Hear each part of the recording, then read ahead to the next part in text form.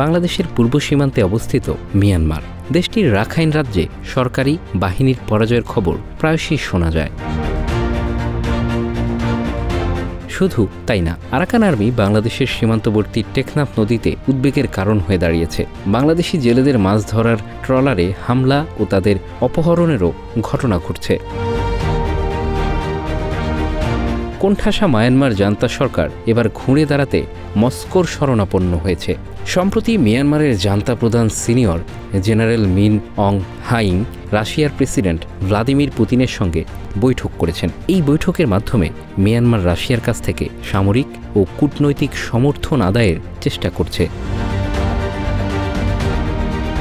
মস্কোতে যাওয়ার আগে জান্তা প্রধান পুতিনকে ৬টি জ্যান্ত হস্তি উপহার দিয়েছেন। অন্যদিকে রাশিয়া সরবরাহ করেছে তাদের তৈরি ৬টি যুদ্ধবিমান, যা ইতিমধ্যে মিয়ানমারে পৌঁছে গেছে এবং বিদ্রোহী দমনে ব্যবহারের জন্য প্রস্তুত করছে জান্তা বাহিনী। কেবল যুদ্ধবিমান না, এই সফরে পুতিন মিয়ানমারে একটি পারমাণবিক বিদ্যুৎ কেন্দ্র নির্মাণেও এগিয়ে এসেছেন, যা জান্তা সরকারের ক্ষমতা বাড়াতে ভূমিকা রাখবে বলে মনে করেন বিশেষজ্ঞরা। এই সফরের মাধ্যমে মিয়ানমার ও রাশিয়ার মধ্যে দ্বিপাক্ষিক সম্পর্ক আরও জোরদার হয়েছে। রাশিয়া মিয়ানমারের সামরিক বাহিনীর অন্যতম প্রধান সমর্থক হিসেবেও আবির্ভূত হয়েছে, যা আঞ্চলিক শক্তি ভারসাম্যে নতুন মাত্রা যোগ করেছে। মিয়ানমার, যেটি একসময় বার্মা নামে পরিচিত, দেশটির সাথে রাশিয়ার সম্পর্ক ঐতিহাসিক। ১৯৪৮ সালে মিয়ানমার স্বাধীনতার পর থেকেই তৎকালীন সোভিয়েত ইউনিয়নের সাথে তাদের সম্পর্ক গড়ে ওঠে। ২০২১ সালে মিয়ানমারের গণতান্ত্রিক নেত্রী অং সান সুচিকে ক্ষমতাচ্যুত করে রাষ্ট্র ক্ষমতা দখল নেয় জান্তা সরকার। তখন জান্তা সরকারকে সমর্থন দিয়েছে মস্কো। দুই দেশের মধ্যে বাণিজ্য ও বিনিয়োগের পরিমাণ তুলনামূলকভাবে কম, তবে সাম্প্রতিক বছরগুলোতে সহযোগিতা বাড়ানোর চেষ্টা চলছে। মিয়ানমারের জ্বালানি খাত, বিশেষ করে পারমাণবিক শক্তি, তেল ও গ্যাস অনুসন্ধানে সহযোগিতা করতে আগ্রহ প্রকাশ করেছে রাশিয়া। ২০২১ সালে রাশিয়া মিয়ানমারের পারমাণবিক প্রযুক্তি সরবরাহের চুক্তি করেছে।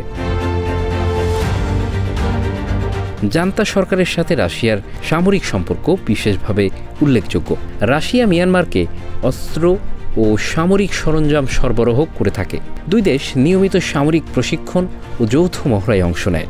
২০২১ সালে মিয়ানমারের জান্তা সরকার রাশিয়ার কাছ থেকে অস্ত্র ও সামরিক সহায়তা পেয়েছে বলেও জানা গেছে।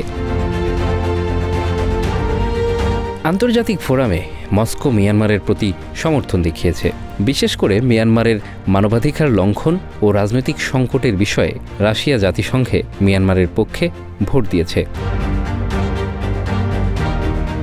সাম্প্রতিক বছরগুলোতে জান্তা সরকার আরাকান সহ কয়েকটি রাজ্য বিদ্রোহীদের কাছে কোণঠাসা হয়ে পড়েছে। এ অবস্থায় আবারও জান্তা সরকার রাশিয়ার শরণাপন্ন হয়েছে।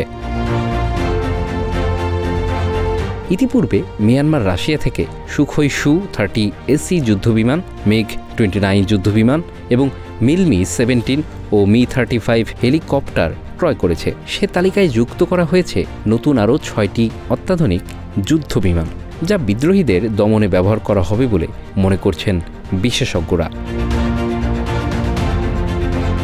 Bangla affairs news desk.